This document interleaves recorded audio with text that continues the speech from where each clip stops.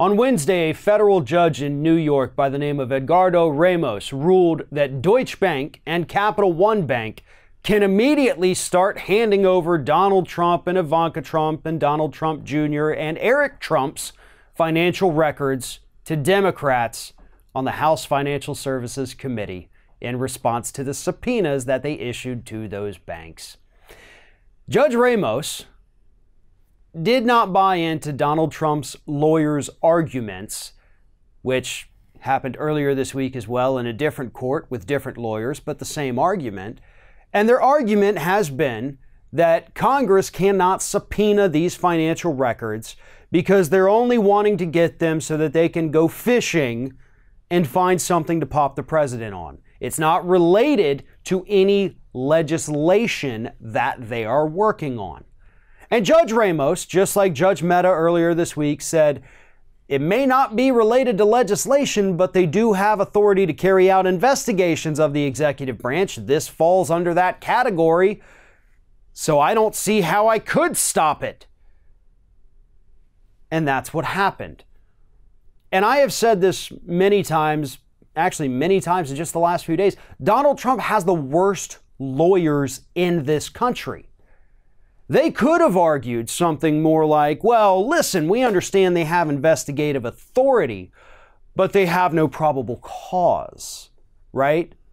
This is a fishing expedition because they have no reason to think there is criminal activity taking place here. Now, obviously, they do have probable cause. That probable cause came in the form of Michael Cohen, who said that Donald Trump inflated his net worth in order to secure larger loans from these two particular banks, Deutsche Bank and Capital One. So that would be the probable cause. However, that would have been a much better argument for the lawyers to make rather than trying to argue that no, Congress can't investigate people, because everybody who's ever studied the U.S. government or paid attention to the U.S. government understands that yes, you can. Congress is also an investigative body, and they 100% have the authority to do this.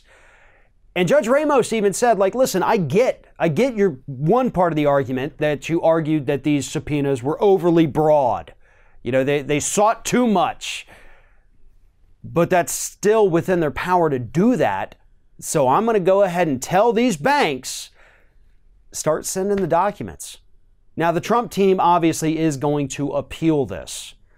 But considering the fact that so far they have lost every single case regarding these subpoenas, it's unlikely that it's going to change.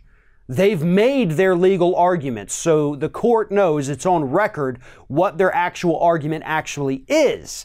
Maybe they'll try to change it up, but all the new judges or the panels will have to do is look back at their previous arguments, question them on that, and they're going to lose on merit.